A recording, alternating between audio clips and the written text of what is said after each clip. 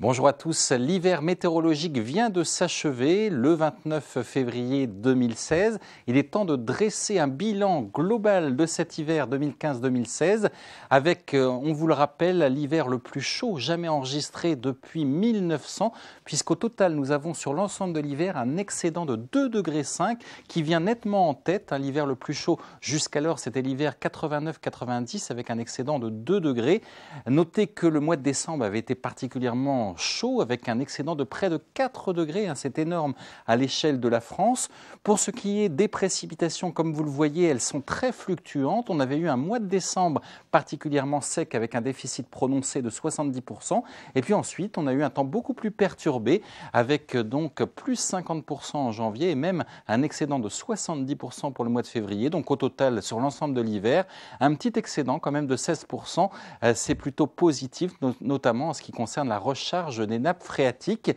Et puis pour ce qui est de l'ensoleillement, on avait eu un mois de décembre particulièrement ensoleillé, des records d'ensoleillement avaient même été battus par endroits, alors qu'au mois de janvier et février, avec la circulation perturbée, eh bien, on a manqué un peu de soleil. Donc au total, on est très proche de la moyenne avec un petit excédent de 2%.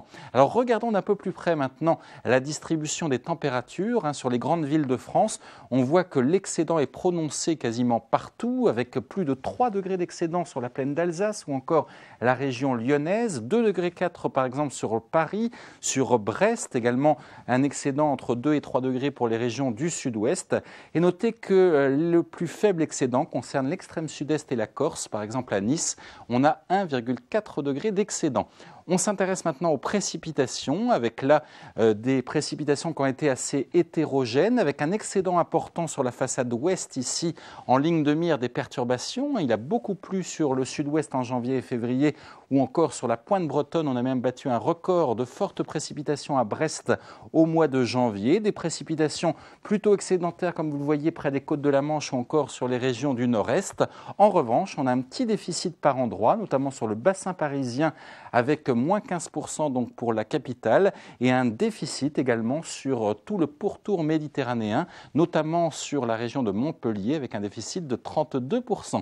On termine avec l'ensoleillement, un ensoleillement qui a été déficitaire par endroits, notamment sur les régions méditerranéennes, un peu moins de soleil que d'habitude, même si le nombre d'heures de soleil reste plus élevé évidemment qu'en général sur le nord et l'ouest du pays. Petit déficit également sur la pointe bretonne ou encore la vallée de la Saône. Et puis au contraire, un peu plus de soleil au cours de cet hiver sur les régions du nord-ouest, par exemple pour la Touraine avec plus 15%. Excédent également pour la région lyonnaise ou encore le Pays basque avec plus 13% à Biarritz.